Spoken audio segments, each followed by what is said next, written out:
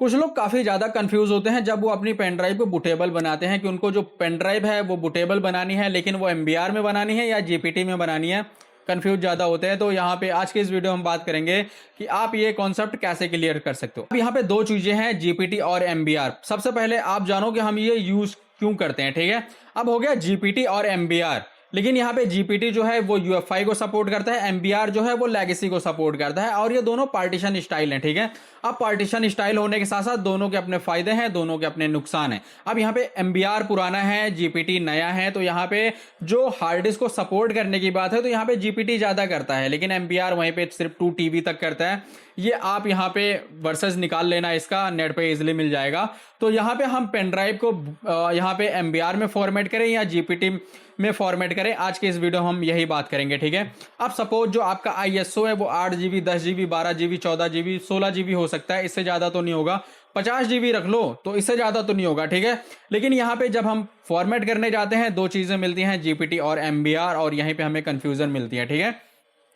10 साल पहले जो कंप्यूटर आते थे वो आते थे GPT और MBR दोनों यहाँ पे जो हमारा था वो सपोर्ट करता था, लेकिन अब जो कंप्यूटर आते हैं वो सिर्फ GPT सपोर्ट करता है। 10 साल पहले जो कंप्यूटर आते थे उससे आप पीछे जाओगे तो वो सिर्फ लेगेसी सपोर्ट करते थे। अब हमारे पास यहाँ पे 3 कंप्यूटर हो जाते हैं जो सिर्फ यहाँ पे MBR सपोर्ट करते हैं, जो यहाँ पे सिर्फ GPT सपोर्ट करते हैं, जो यहाँ पे GPT और MBR दोनों सपोर्ट करते हैं, ठीक है। अब यहाँ पे सपोज मैं एक IT इंजीनियर हूं और मैं क्लाइंट के पास जाता हूं और मुझे नहीं पता जो क्लाइंट का सिस्टम है वो MBR है, GPT है, या GPT है, MBR है, कुछ नहीं पता मुझे। तो मैं यहाँ पे अपनी पेन ड्राइव कैसे बनाऊंगा? अगर आप इंडिविजुअल हो तो आपका नहीं पता, लेकिन एज अ मी जो मैं यहाँ पे IT इंजीनियर हूं, मेरा काम है यहाँ पे लोगों का कंप्यूटर ठीक करना, तो मैं प्रेफर करूंगा जो मैं अपनी पेन ड्राइव बनाता हूं मैं यहाँ पे बनाऊं MBR में। अब सपोज आप यहाँ पे कहीं गए हो, आप IT इंजीनियर हो और आपने जो अपनी पेन ड्राइव फॉर्मेट करी है वो करी है GPT में। अब GPT से जब आप चीजें फॉर्मेट करते हो तो जो कंप्यूटर GPT वाला होगा, जो कंप्यूटर UEFI वाला होगा, वो पेन ड्राइव सिर्फ उसी को सपोर्ट करेगी।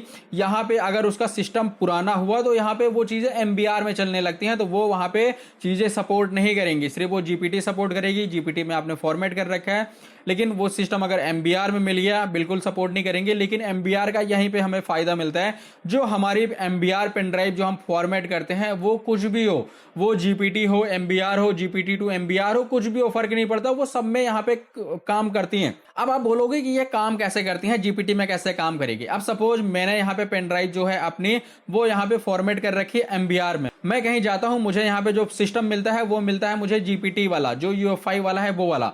मैं अपनी पेन ड्राइव लगाता हूं, बूट मेन्यू जो मेरे पास आएंगी, हार्ड डिस्क जो मेरी पेन ड्राइव आएगी वो लिख के आएगा UEFI और पेन ड्राइव का नाम। और यही अगर मेरे पास यहाँ पे अगर MBR वाला हुआ, लेगेसी वाला हुआ, मैं अपनी पेन ड्राइव लगाऊंगा, लेगेसी लिख के आएगा वहां पे और मेरे पास यहाँ पे पेन ड्राइव का नाम आएगा, मैं वो बूट कर लूंगा। अब यहाँ पे जो तीसरी जो कंफ्यूजन होती है वो होती है कि हमारा जो सिस्टम है वो MBR भी यहाँ पे सपोर्ट करता है और GPT भी सपोर्ट करता है, ठीक है, लेगेसी और UEFI। लेकिन यहाँ पे जब चीजें हम यहाँ पे लगाते हैं, अब सपोज मुझे अपना कंप्यूटर फॉर्मेट करना है और मेरा कंप्यूटर दोनों सपोर्ट करता है, लेगेसी भी सपोर्ट करता है, UEFI भी सपोर्ट करता है। मैंने अपनी पेन ड्राइव लगाई और मैंने यहाँ पे सबसे पहले लेगेसी करा। मेरा कंप्यूटर बोलता है कि भैया जो आपका जो कंप्यूटर है ये पहले जो है वो यहाँ पे GPT में फॉर्मेट था, आप यहाँ पे MBR से कर रहे हो, तो मुझे क्या करना है? मुझे अपना सिस्टम रिस्टार्ट करना है। मुझे यहाँ पे अगर मैंने पहले MBR से कर रखा है मैं GPT से कर लूंगा, अगर मैंने GPT से कर रखा है तो वो मैं MBR से कर लूंगा, लेगेसी और UEFI, ठीक है। तो ये चीजें आप ध्यान रखना। तो हमें यहाँ पे जो फायदा मिलता है बूटेबल पेन ड्राइव बनाने का वो हमें मिलता है MBR से।